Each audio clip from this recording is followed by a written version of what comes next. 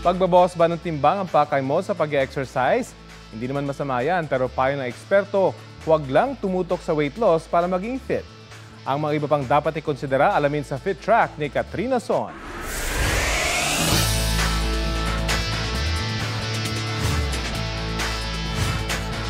Sa mga nagsiset ng fitness goals, pagbabawas ng timbang ang kadalasang target. Pero paalala ng isang fitness coach, para maging fit at healthy, hindi kailangang maging obsessed sa timbang. May iba na nade-develop nila anorexia, yung sobrang fixated sila sa weight na gustong magpapayat na. To the point na bulimic sila, yung sinusuka nila yung kinain nila kasi ayaw nilang may laman yung tiyan nila dahil bibigat sila. Hindi lang daw ang pagpapababa ng timbang ang dapat bigyang pansin. Nariyan din ang tamang pag-e-exercise, maayos at sapat na pagtulog, at pagkain ng masustansyang pagkain. Kamusta ba ang cardiovascular health mo? Kamusta ba ang functional strength mo? Kasi baka naman nasa BMI ka nga, pasok ka dun sa BMI mo. Pero sobrang hina mo naman na aakyat ka lang ng ilang palapag, pagod na hingal ka na. Payo niya, ilista ang inyong goal, gawing holistic ang inyong approach to fitness, at huwag kakalimutan ang inyong physical, emotional at mental well-being.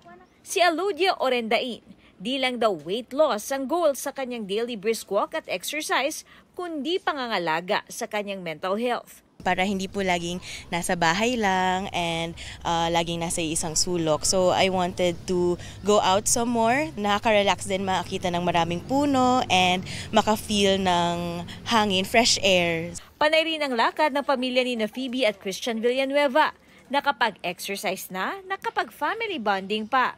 We want to live longer for our kids, and also we want to be a good example to them that being physically fit and exercising is really, it should be a lifestyle. We're trying to just walk it out para kumbaga starting it slow. Si Jeric Gallegos naman, naging motivation sa pagbabalik ehersisyo ang kanyang pagluluksa sa pagpanaw ng matalik na kaibigan. I just got back into it actually because I had a friend that just died, so